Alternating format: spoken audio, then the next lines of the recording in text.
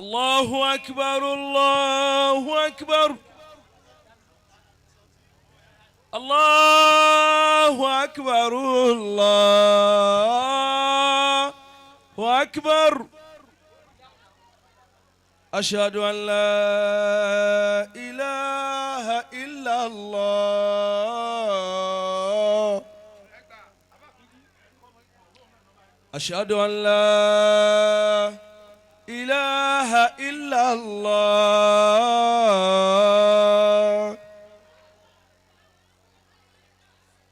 أشهد أن محمدا رسول الله. أشهد أن محمدا رسول الله.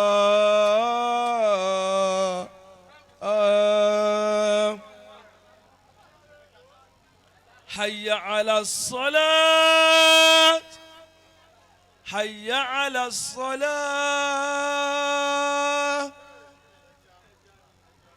حي على الفلاح حي على الفلاح.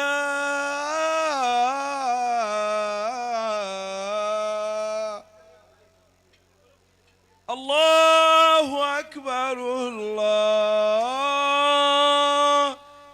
أكبر. لا إله إلا الله.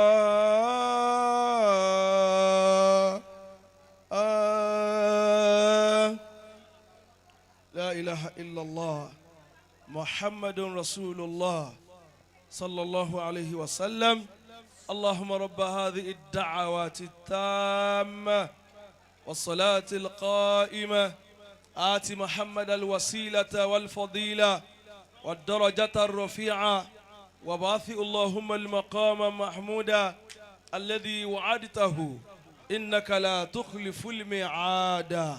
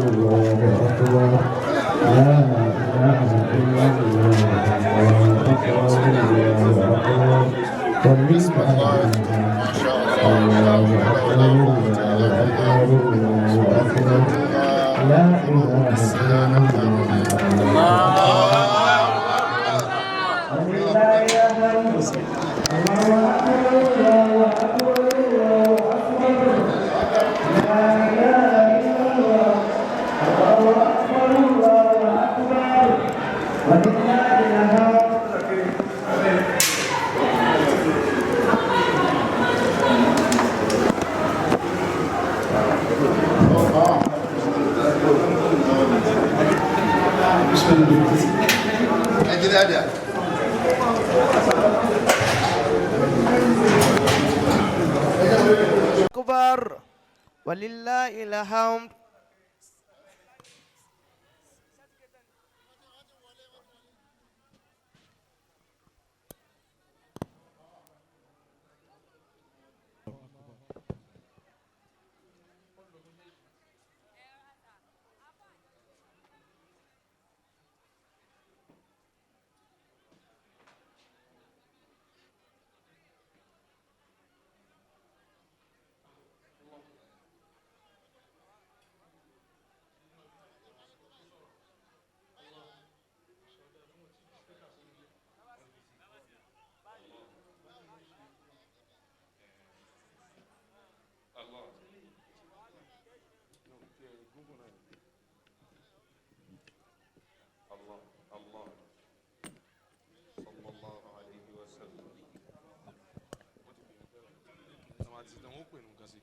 الله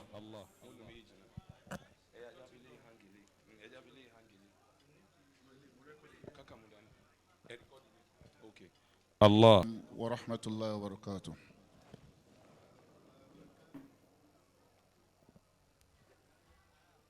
الله أكبر الله أكبر. الله أكبر الله أكبر. أشهد أن لا إله إلا الله.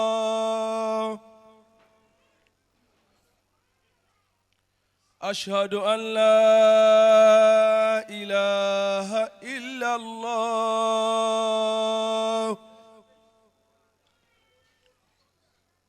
أشهد أن محمدا رسول الله.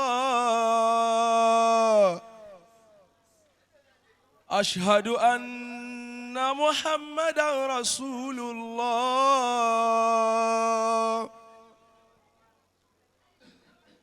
حي على الصلاة. حي على الصلاة. حي على الفلاح. حي على الفلاح.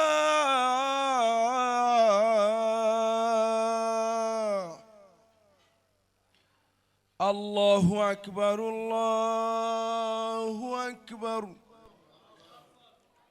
لا إله إلا الله.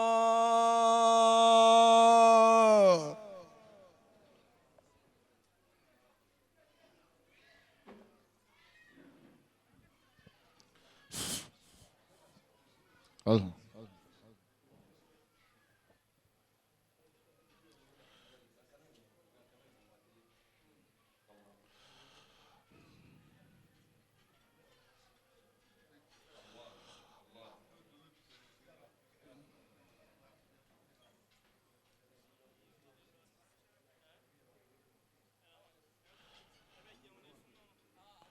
الحمد لله الذي بنعمته تتم الصالحات.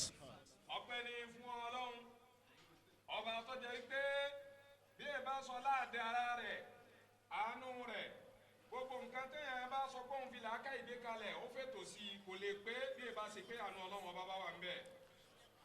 الأول بلا نهاية. torí pé Olúwa ọba yẹn òun náà ní jọba àkọ́kọ́ ìwájà kọ́kọ́ rẹ̀ yìí ìtumọ̀ rẹ̀ ni wípé kò ní lópin gbogbo nǹkan tá a bá sọ pé òun là kọ́kọ́ ìtàn wà á sọ wípé ńjọba yìí ló tán ńjọba yìí ló dópin fún un. الحي الذي لا فناء لحيويته. Olúwa ọba alààyè ọba tó jẹ́ wípé ìdí ààyè rẹ̀ òun ò ní tán láéláé torí pé gbogbo nǹkan tá a bá kà sínú living things tá a sọ wípé àwọn eléyìí nǹkan abẹ̀mí ni eléyìí sẹ̀mí dandan ni kí ikú ó dé bá àmọ́ Olúwa ọba bá a bá pè láláàyè kò túmọ̀ wípé Ọlọ́run ọba yóò padà tán. لا مثيل له في ذاته. torí wípé kò sí irú Olúwa ọba níbi gbígbẹ̀ngbẹ̀ rẹ̀ àti níbi títóbi rẹ̀ káwá wẹ́ nìkan ká fi wí Ọlọ́run pé eléyìí mà tún dàbí Ọlọ́run látara kóun náà tóbi láyé. ولا شبيه له في أفعاله وتدبيراته. àwọn èèyàn máa sọ oríṣiríṣi iṣẹ́ kódà nínú àwọn iṣẹ́ òun ni kí a wò wípé bó o lè bó ti ṣe léyìí ìlàkà yìí mà ga àmọ́ kò tí ì sí ẹnìkan tó dà gẹ́gẹ́ bí Ọlọ́run ọba níbi iṣẹ́ Ọlọ́run ọba tọ́lọ́run ọba máa ń ṣe torí pé àràmàǹdà ní títí ẹ̀.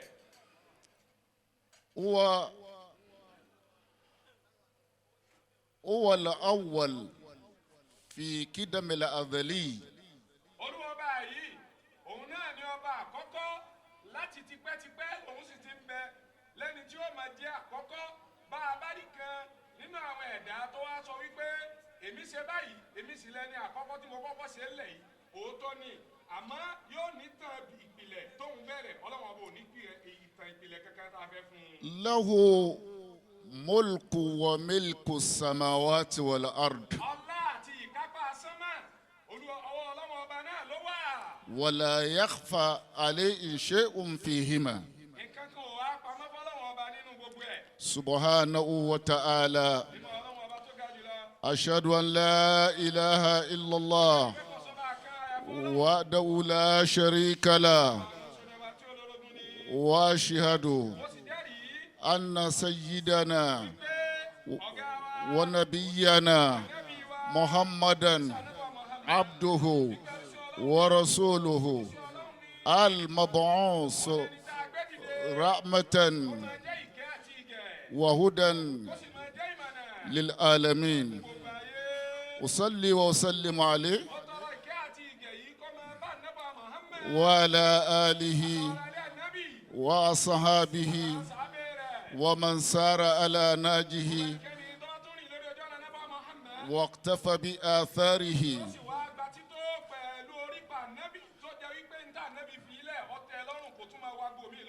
إلى يوم الحسبان وبعد عباد الله فإن أداء صلاة الجمعة في هذا المسجد أول نوعه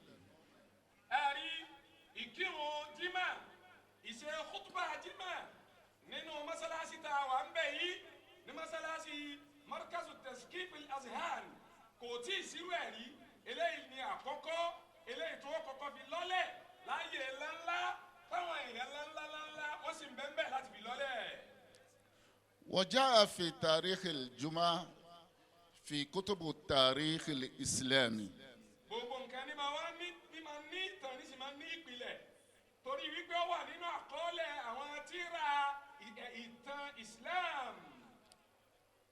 الجمعة عند العرب قبل قدوم النبي صلى الله عليه وسلم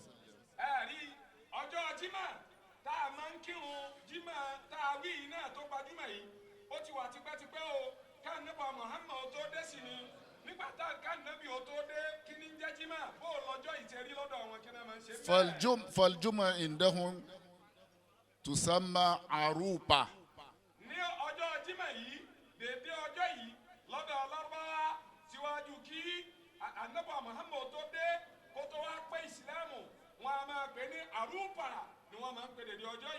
أخذ بفتح العين عروبة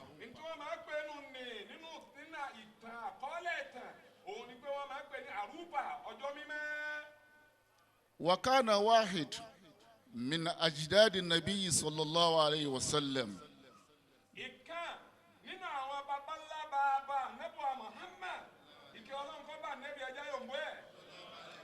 جمع الناس في هذا اليوم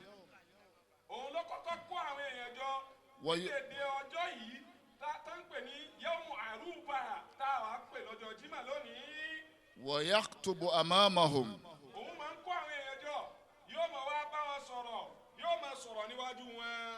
ثم يخبرهم بمبعث نبي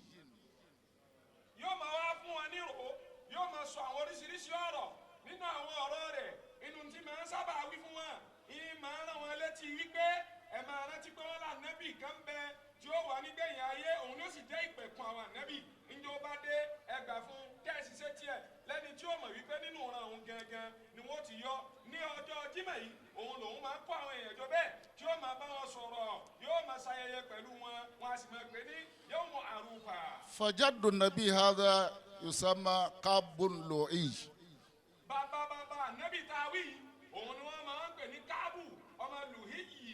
ويخبرهم عند قدوم هذا النبي المنتظر يكون فيه أو يكون منه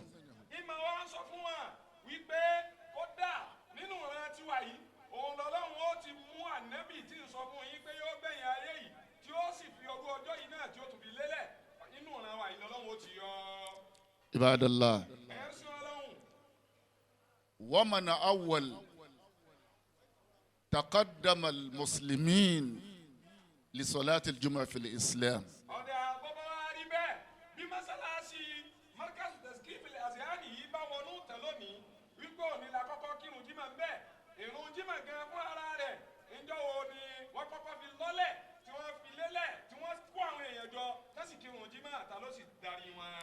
لما أسلم غفير أناس غفير بالنبي صلى الله عليه وسلم بمكة المكرمة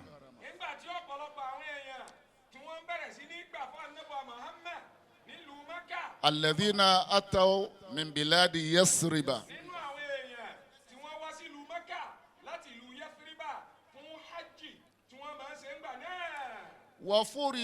وفرضت الجمعة على النبي بمكة. àwọn tá a wí لا àwọn ni wọ́n wá ṣe فرض الله Olúwa bá ṣe الجمعة Jímọ̀ lọ́ranyàn والنبي بمكة. fún Ànábì Muhammad nígbà tá Ànábì Muhammad ń bẹ nílùú Mẹ́kà Wa- Ọlọ́run ti sọ fún un pé kó máa kírun Walam- níbi yawmu Àrúfà yẹn tí ń jẹ́ ọjọ́ Jímọ̀. ولم يتمكن لإقامة هذه الجمعة. àmọ́ Ànábì Muhammad Ọlọ́run ò gbà á láyè kó sọ pé òun ó dá Jímọ̀ kan lẹ̀ láàrin àwọn ará Mẹ́kà ńgbà náà bó dá a lẹ̀ gan bó kọrin ọ̀hún ta ní òbọ̀ gbé. لقلة عدد المسلمين بمكة المكرمة. àwọn tí ó pa Ànábì lọ́wọ́ ńgbà náà pé níbo kí ní bọ̀ ńlẹ̀ tó kí ó gbà wọ́n kéré ńjọ́ náà wọn ò tó nǹkan àwọn tí ó halẹ̀ mọ́ wọn àwọn tágbára ń bẹ lọ́dọ̀ wọn àwọn tí wọ́n pọ̀ jù wọn lọ ni. ولما رأى النبي أن أكثر كثير قد أسلموا بيده من آل يثرب فأرسل النبي صلى الله عليه وسلم إلى واحد من آل المدينة. ńgbà tá Ànábì wá rí wípé àwọn ará Yẹ́fíríbà ọ̀pọ̀lọpọ̀ wọn lọ́lọ́run ti ní wọ́n gbà fóun ìmọ́lẹ̀ ìsìlámù tẹ̀sí wọn lójú wọn sì gbà á. Ànábì Muhammad wá ránṣẹ́ sí Mẹ̀dínà wípé ń tẹ́ gbà fún mi tẹ́ ẹ délùú Mẹ̀dínà tẹ́ ẹ tún lọ polówó mi fáwọn ẹlòmíì tẹ́ ẹ fi wá pọ̀ tó tó báyìí. وهو أسعد بن زرارة. Ànábì bá wá ránṣẹ́ sí arákùnrin kan tí wọ́n ń pè ní As'ad ọmọ Surara nínú àwọn ará Mẹ̀dínà ni nínú àwọn ẹni tó kọ́kọ́ gbà fún Islam tó kọ́kọ́ gbà fún Ànábì Muhammad nílùú Mẹ̀dínà òun náà lọ́wọ́ wọ́n ń kókó rẹ̀ ní As'ad ọmọ Surara.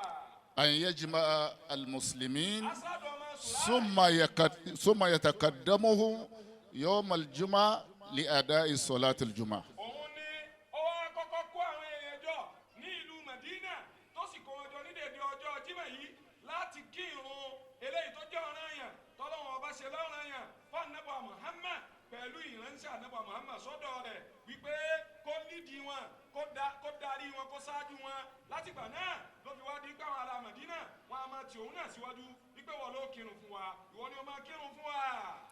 لهذا صار أسعد بن زرارة أول مسلم تقدم المسلمين لصلاة الجمعة. òun látìgbà náà òun ló wá bàtọ́ fi jẹ́ pé ó wọnú tàn wípé As'ad ọmọ Surara òun náà ni àkọ́kọ́ mùsùlùmí tó kọ́kọ́ kó àwọn èèyàn jọ fún ìrun Jímọ̀ ní déédéé ọjọ́ tí wọ́n máa ń pè ní Àrúfà tẹ́lẹ̀ tó fi wọ́n ń pè ní Yawmul Jumu'ah ọjọ́ kó èèyàn jọ.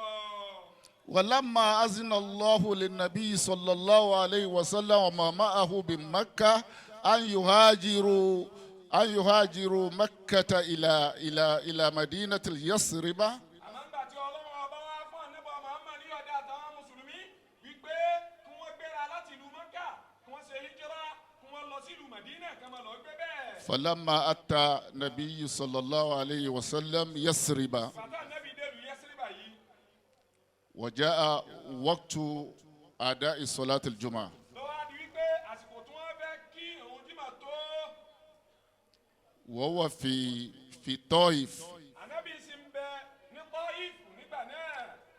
ولكن تمادى برحلته إلى أنزالت الشمس في واد. Ànábì Muhammad lọ nínú ìrìn rẹ̀ fà á débi pé òòrùn padà wá yẹ àtàrí bá a lórí ìrìn yẹn. فتقدم النبي نفسه لصلاة الجمعة مع المسلمين الذين معه في هذا الواد لأول صلاة صلاها النبي صلى الله عليه وسلم بالناس ليوم الجمعة. bẹ́ẹ̀ l'Ànábì fúnra ara rẹ̀ ti wá ráyè láti kó gbogbo àwọn èèyàn tó tẹ̀lé tó ń bẹ pẹ̀lú rẹ̀ jọ kí wọ́n kí ìrun Jímọ̀ nínú arọ́rọ́ kan nígbà tí dédé ìrun Jímọ̀ yìí tó bá wọn lójú ọ̀nà tó ń bọ̀ láti Taif. أيها الإخوة في الإسلام، gbogbo ẹ̀yọ́ ọmọ ẹ̀yà nínú ẹ̀sìn Islam هكذا بدأت صلاة الجمعة bí ìrun Jímọ̀ في ti bẹ̀rẹ̀ الإسلام. nínú Islam. اتقوا الله ẹ jẹ́ pé Ọlọ́run وتوبوا إليه lọ sọ́dọ̀ Ọlọ́run ní واستغفروه إنه كان غفورا رحيما. sẹ́kẹ̀rì ni.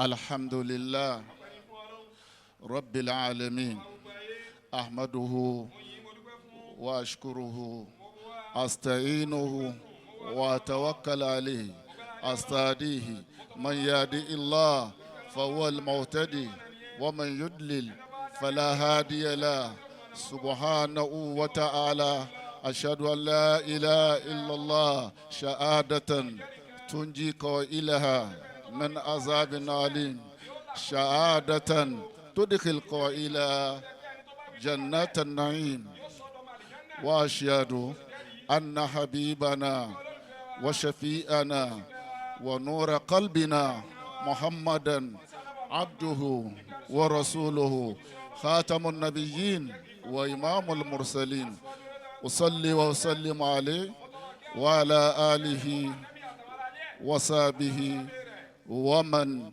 سار على سبيله إلى يوم الدين وبعد فإن الله سبحانه وتعالى يقول في محكم تنزيله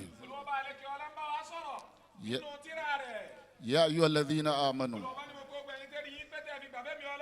اتقوا الله حق تقاته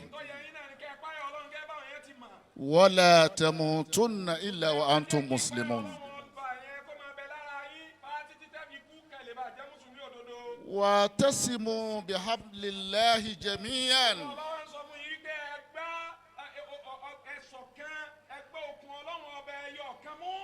ولا تفرقوا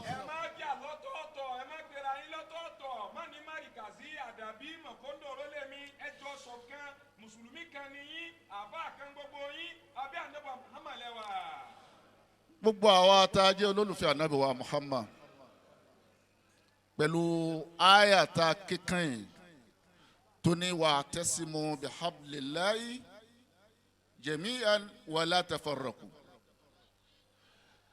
àkọ́kọ́ gbogbo àwa tá a ń jẹ́ jama tá a jẹ́ jama tí ó wà dáìmà inú mọ́sálásí ẹ má gbé ìmáàmù lẹ́sẹ̀. ìbíkẹ́ ṣọ̀kan kẹ nífẹ̀ẹ́ ìmáàmù yín lẹ́yìn bí ìgbà tó jásí pé ẹ nífẹ̀ẹ́ rẹ̀ lójú rẹ̀ ìbẹ̀ lóríire ẹnìkọ̀ọ̀kan yín wà. ìmáàmù náà sì gbọ́dọ̀ mọ̀ yí pé Ọlọ́run gbé òun sípò ìmáàmù láti dán òun wò bó lòun ó ṣe pẹ̀lú àwọn tí ń bẹ lẹ́yìn òun. ìmáàmù ò gbọ́dọ̀ ríra rẹ̀ ipe ẹ̀rí mi ni èmi ni ọ̀gá gbogbo yín rárá. ìmáàmù gbọ́dọ̀ máa sánà bó ní ìfẹ́ àgbọ́yé ìṣọ̀kan bó ní ó ṣe rinlẹ̀ láàrin jàmáà ni. ẹni tí bá ń rí déédéé yóò mọ̀ ẹni tí ìdíkà àbídìkejì tí ò fi yọjú kó mọ̀ ẹni tó jásí pé ìnira ní ń bẹ fún ni ò jẹ́ kó lè yọjú àbẹ́ni tó yẹ pé ó yọjú ìnira ló fi yọjú. kì í ṣe pé kákan ṣáájú kírun nìkan ní iṣẹ́ ìmáàmù kí ìmáàmù sọ gbogbo eléyìí tọ́lọ̀ ń bá kẹ́ ìmáàmù bó ṣe kẹ́ ìmáàmù wa yìí gbogbo àwọn tó bá kú díẹ̀ káàtó fún ẹ má jẹ́ kí wọ́n tọrọ kó tó rí pé ẹ fún wọn. azihi iya wahida. ẹ̀kejì lábẹ́ wa'tasimu bihablillahi jami'an. àfi kí àwa mùsùlùmí ká ronú ká mọ̀ yìí pé nǹkan ń ṣe Islam ká sì gbà yìí pé tí nǹkan bá ṣe ọmọ ká wa ọwọ́ ni àbí tẹsẹ̀ ká gbà yìí pé gbogbo wa ní nǹkan ń dà láàmú. à ń sọ fún wa yìí pé látara àìkó ẹnu Islam ibi tí a báyé délé ní inú àwọn àlùmọ̀ tí ń jí àjù lágbàáyé mùsùlùmí ni number 1. ẹ wo tí ń ṣẹlẹ̀ ní Gaza.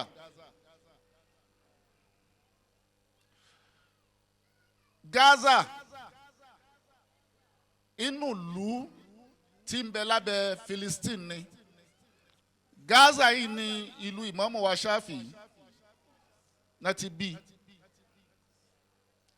inú ìlú tó ní fọkànbalẹ̀ tó ní fàyàbalẹ̀ òun ni Gaza wà. Àwọn ilé ibẹ̀ bóyá ló lè rí ilé ilẹ̀ níbẹ̀. Àwọn àgbékà bíi 10, 20, 50 ló mọ̀ kàn lu Gaza. Tó bá wá débẹ̀ lóòrùn tìní gbogbo nùlù Gaza àti ilé tó bẹ̀rẹ̀ àtẹ̀yí tó ga gbogbo ẹ̀ náà ti sọ di lẹ́lẹ̀. Ìyẹn nìkan kọ́. Àwọn tí kò pa lẹ́yìn àwọn tó ti pa tí wọ́n sá kò ń bẹ̀ wọ́n lọ sàtìpó nílùú míì. Ọ̀gbẹ́ni Trump tó jẹ́ olórí Amẹ́ríkà ni wọ́n ń sọ kó tó dé rí ipò yìí pé tóun tán bá fi dìgbò fóun tóun bá fi wọlé inú bí tóun ó kọ dájú ìjà òun kọ Gaza àti Iran ni. Wọ́n á dìbò fún ó wọlé láti mú ìlérí rẹ̀ ṣẹ. Gbogbo àwọn mùsùlùmí àgbáyé tá a sì máa ti ń lọ a sì ń wò. Trump wá ń sọ ní nǹkan bí ọ̀sẹ̀ bíi 2 sísìn ní tó kọ́ sọ ní pé kan ceasefire kan yé jagun mọ́. Wọn ò jagun mọ́ ní Gaza. Ogun kọ́nà sì ń jà. Àwọn Israel náà lọ jálu àwọn mùsùlùmí tí wọn ò ní ga tí wọn ò ní go. Wọ́n fi wá pa gbogbo àwọn ọ̀pọ̀lọpọ̀ àwọn tó ń bẹ nílùú irun tẹ́yẹ́yẹ́. Trump wá ń sọ ńjọ́ náà yìí pé ìntòkù nísìn gbogbo àwọn ọmọ Gaza tó darí sí Gaza níbi tá ti lọ sàtìpó ńgbà tá ti ceasefire tá ti dá ogun dúró. Ipe òun sọ fún wọn nísìn kó ń kálukú lọ wá lùmíì sí Masari àbí Jordan àbí lùmíì tó bá wù. Ipe Gaza òun ti gbẹ́sẹ̀ lé.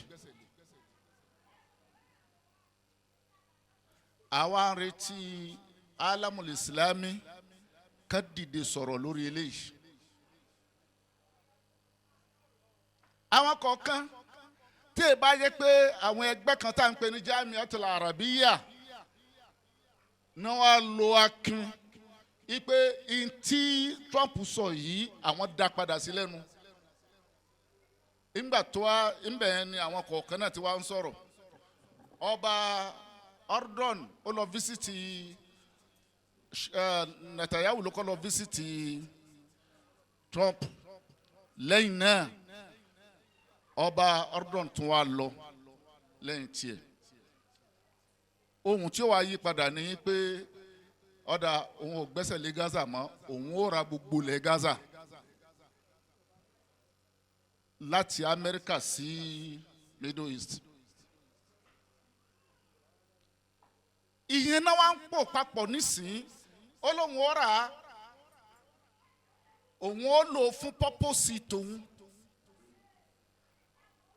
Àwa mùsùlùmí a sì ń wò. Èyí tó tún fi kún ni pé kí Iran máa múra kalẹ̀ gbogbo ohun tó bá mà kó máa sà á kalẹ̀ òun ó sọ Iran dèrú.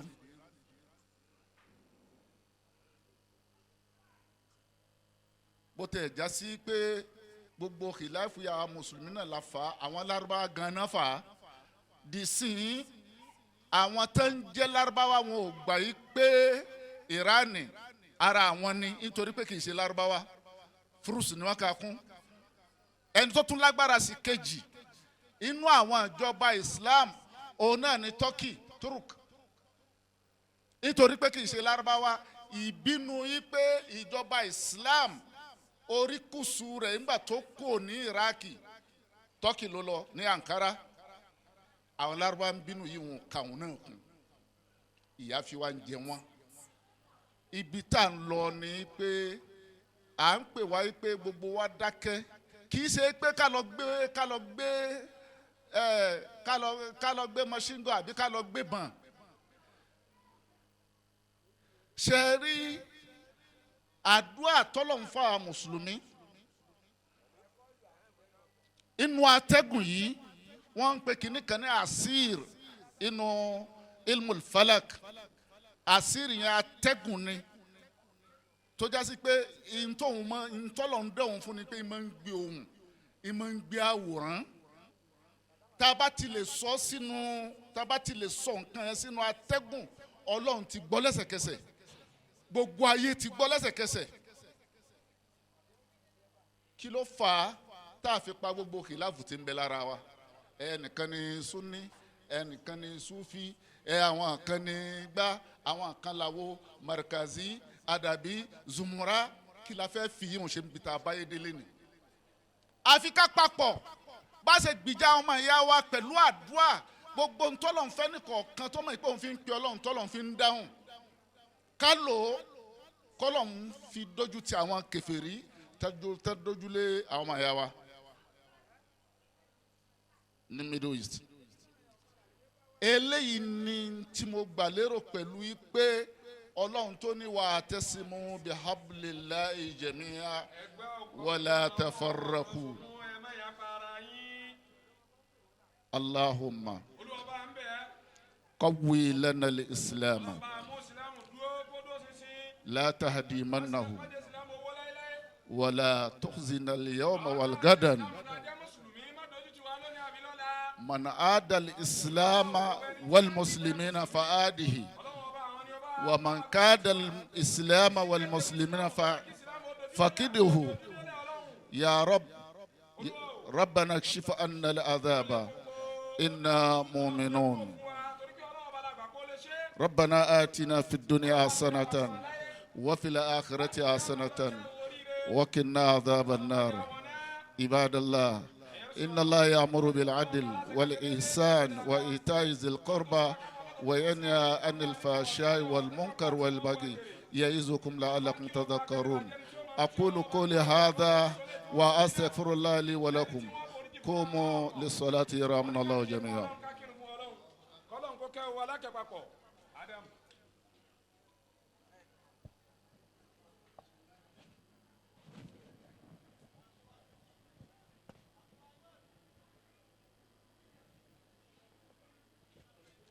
تصوّروا لا تختلفوا فإن تسوية الصفوف من تمام الصلاة. يرحمنا الله جميعا. بسم الله.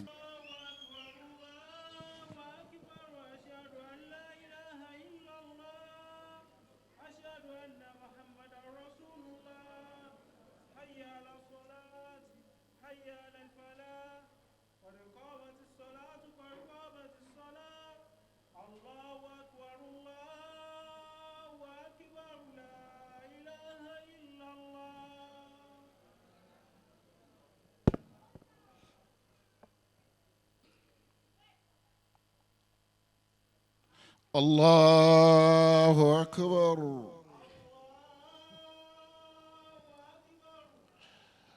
الحمد لله رب العالمين الرحمن الرحيم مالك يوم الدين إياك نعبد وإياك نستعين اهدنا الصراط المستقيم صراط الذين أنعمت عليهم غير المغضوب عليهم ولا الضالين.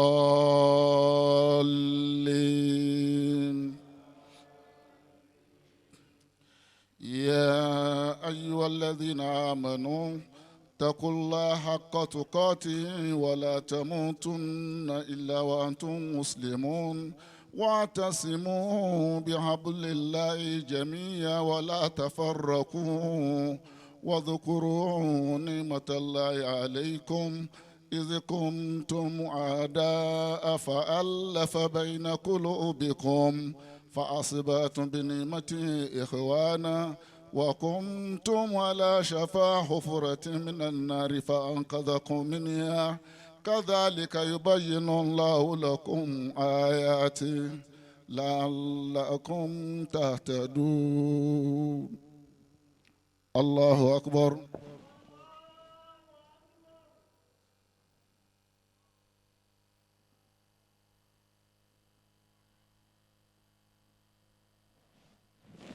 سمع الله لمن حمده.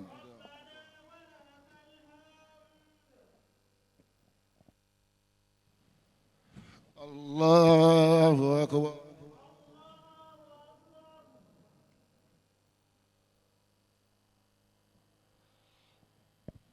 الله أكبر.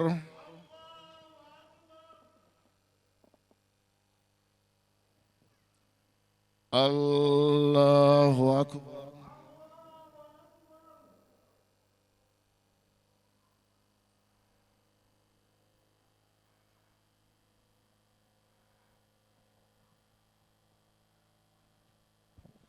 الله أكبر.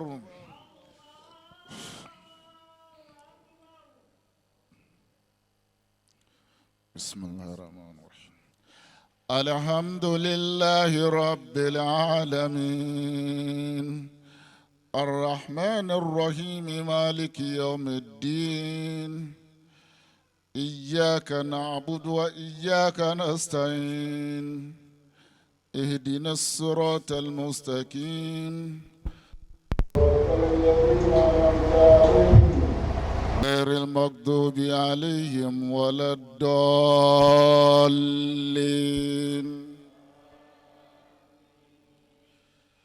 إن الذين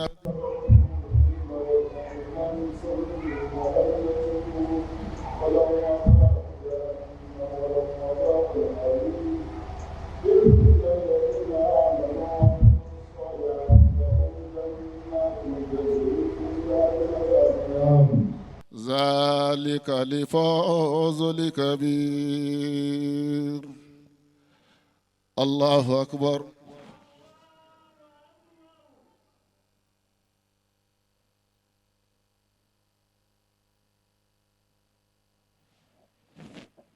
سمع الله لمن حمده.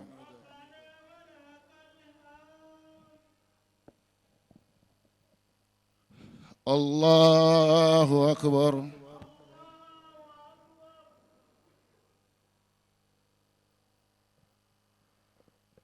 الله أكبر.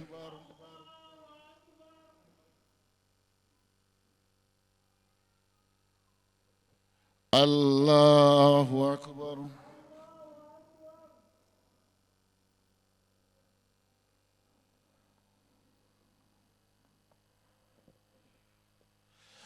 الله أكبر.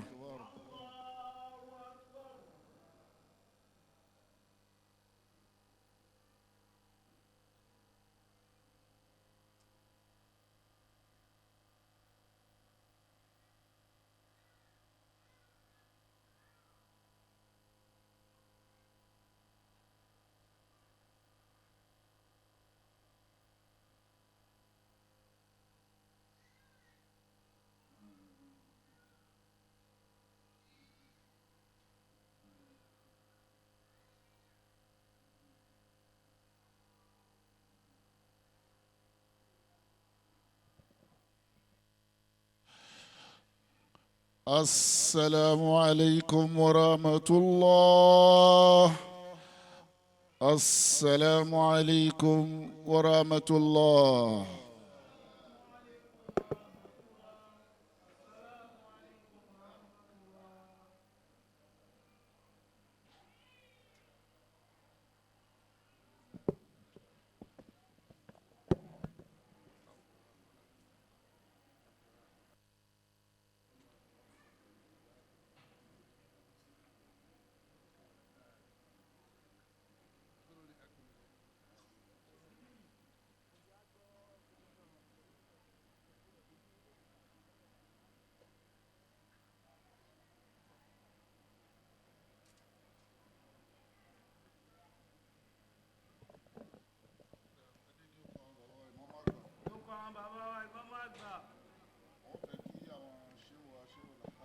wọ́n fẹ́ kí àwọn sheikh wa Sheikhul Halqa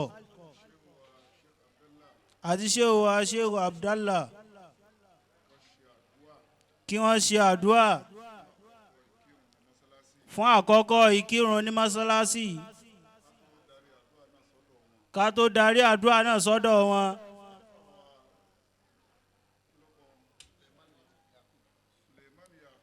àfáà wa Suleiman Yakub tí wọ́n gbarú ìyànjú tó ga yìí tí wọ́n wá gbèrú bí kalẹ̀ nítorí tọlọ́hun ó kéré púpọ̀. ilé tiwọn nírú wọn ó kọ́kọ́ máa dùn ná tí wọ́n bá sì ti nílé wọn ó tún ro nǹkan míì tó tún lè máa mú owó wọlé fún wọn. wọ́n wá ṣe irú tí wọ́n ṣe yìí ọlọ́mọsá dá wọn lágbà. ẹ̀san tó wà ń bi irú eléyìí ọlọ́mọ fi dùn wọ́n nílé ayé ní kọ̀rọ̀ sàré àti ní gbangba alkiyama. inna a'tayna bismillahir rahim inna a'tayna al-kawthar fasalli li rabbika wanhar inna shani'aka huwal abtar. Àmín.